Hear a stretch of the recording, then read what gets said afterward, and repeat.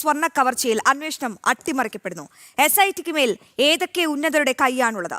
പരിശോധിക്കാം. ജനം TV പ്രത്യേക അന്വേഷണ പരമ്പര വിറ്റുവോ വിശ്വാസം.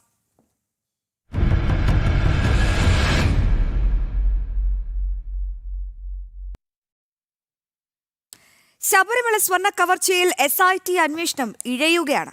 അന്വേഷണം മുൻ ദേവസ്വം മന്ത്രി കടകംപള്ളി സുരേന്ദ്രനിലേക്ക് എത്തിയതോടെയാണ് ഈ മെല്ലെപ്പൊക്ക്. അതേസമയം ദ്വാരപാലക ശില്പപാളികളിലെ സ്വർണം കവർന്ന കേസിൽ പത്മകുമാറിനെ ഇന്ന് അന്വേഷണ സംഘം കസ്റ്റഡിയിൽ വാങ്ങും. 5 ദിവസത്തേക്കാണ് കസ്റ്റഡിയിൽ വാങ്ങുക. പത്മകുമാറിന്റെ ജാമ്യ അപേക്ഷയും കോടതി ഇന്ന് പരിഗണിക്കും. വിവരങ്ങളുമായി തലസ്ഥാനത്ത് നിന്നും ശാലിനി ചേരുന്നുണ്ട്. Shalini, good morning. ശബരിമല സ്വർണ്ണ കവർച്ചയിൽ ഈ അന്വേഷണം ഇഴഞ്ഞിഴഞ്ഞ് പോകുന്നു എന്ന റിപ്പോർട്ട് ആദ്യം ജനം TV തന്നെയാണ് പുറത്തുവിട്ടത്. ഈ കേസിന് ആസ്പദമായ സംഭവങ്ങളൊക്കെ പുറത്തു വന്ന സമയത്ത് തന്നെ നമ്മൾ പ്രേക്ഷകരോട് പറഞ്ഞിരുന്നു ഈ അന്വേഷണം ഇഴഞ്ഞേ പോകുള്ളൂ. ഇപ്പോൾ അതുപോലെ തന്നെയാണ്, എന്തായാലും മന്ദഗതിയിലാണ് പൊയ്ക്കൊണ്ടിരിക്കുന്നത്. എനിക്കറിയേണ്ടത് ഈ കടകംപള്ളി സുരേന്ദ്രനെ തൊടാൻ ആർക്കാണ് ഇത്ര കൈ പൊള്ളുന്നത്? സർക്കാരിനാണോ അതോ അന്വേഷണ സംഘത്തിനാണോ?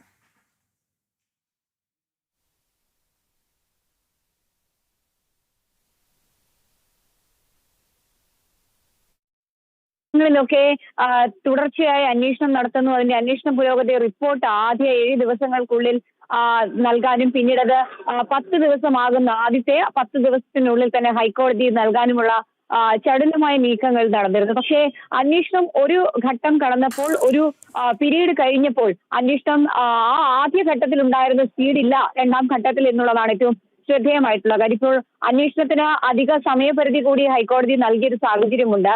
1 മാസം കൂടി നീട്ടി നൽകിയ സാഹചര്യത്തിൽ ആ ഒരു മെല്ലെപ്പോക്ക് തുടരുകയാണ്. പ്രത്യേകിച്ച് തദ്ദേശ സ്വയംഭരണ സ്ഥാപനങ്ങളിലേക്കുള്ള തെരഞ്ഞെടുപ്പിന് ഇപ്പോൾ ആദ്യഘട്ടം നാളെ നടക്കാൻ പോവുകയാണ്.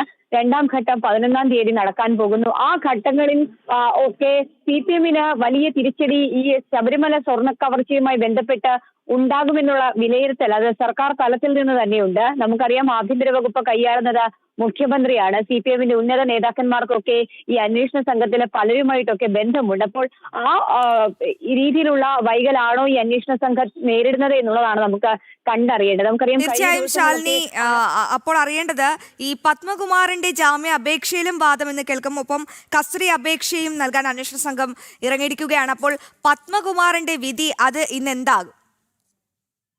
തീർച്ചയായും ഇന്ന് കസ്റ്റഡിയിൽ വാങ്ങാൻ തന്നെയാണ്, പത്മകുമാറിനെ വാങ്ങാൻ തന്നെയാണ് SIT ഒരുങ്ങുന്നത്. ജാമ്യാപേക്ഷ കൂടി ഇന്ന് പരിഗണിക്കുന്നുണ്ട്. 7 ദിവസത്തേക്ക് പത്മകുമാറിനെ കസ്റ്റഡിയിൽ വാങ്ങി വീണ്ടും ചോദ്യം ചെയ്യുക, തെളിവെടുപ്പ് അടക്കമുള്ള നടപടികളിലേക്ക് കടക്കുക എന്നുള്ളതാണ് SIT ഇപ്പോൾ ആലോചിക്കുന്നത്. കാരണം പത്മകുമാറിൽ നിന്നും വാസുവിൽ നിന്നൊക്കെ ലഭ്യമായിട്ടുള്ള വിവരങ്ങൾ അത് വലിയ തോതിൽ CPM-നെ സംബന്ധിച്ചിടത്തോളം തിരിച്ചടി ഉണ്ടാക്കുന്നുണ്ട്.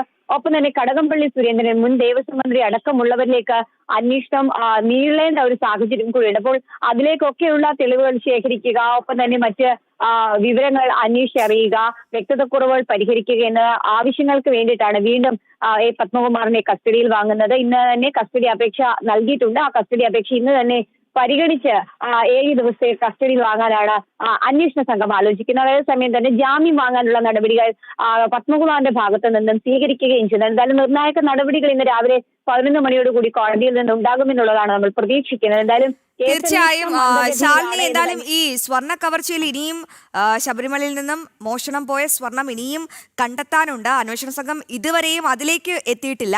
അപ്പോൾ അതിനുള്ള വെല്ലുവിളികൾ എന്തൊക്കെയാണ്? ഈ സ്വർണം കണ്ടെത്താൻ അന്വേഷണ സംഘത്തിന് മുന്നിലുള്ള വെല്ലുവിളികൾ എന്തൊക്കെയാണ് ശാലിനി? അന്വേഷണ സംഘത്തെ സംബന്ധിച്ചിടത്തോളം വെല്ലുവിളികളൊന്നുമില്ല. വെല്ലുവിളി എന്ന് പറയുന്നത് ഒരു ഭാഗത്ത് സർക്കാർ നിൽക്കുന്നു എന്നുള്ളത് തന്നെയാണ്. കാരണം സർക്കാരിന്റെ ഇഷ്ടക്കാരായിട്ടുള്ള എല്ലാവരും ഇപ്പോൾ ജയിലിലാണ് എന്ന് പറയേണ്ടി വരികയാണ്. അതിൽ മുൻ ദേവസ്വം ബോർഡ് പ്രസിഡന്റ് പത്മകുമാർ, ഒപ്പം തന്നെ വാസു അടക്കമുള്ളവർ ഉൾപ്പെടുന്നു എന്നുള്ളത്. കാരണം ശബരിമലയിൽ നിന്ന് സ്വർണം കവർച്ച നടത്തിയ ആളുകളിൽ മുഖ്യകണ്ണികളൊക്കെ ഒരു ഭാഗത്ത് അറസ്റ്റിലാണ്.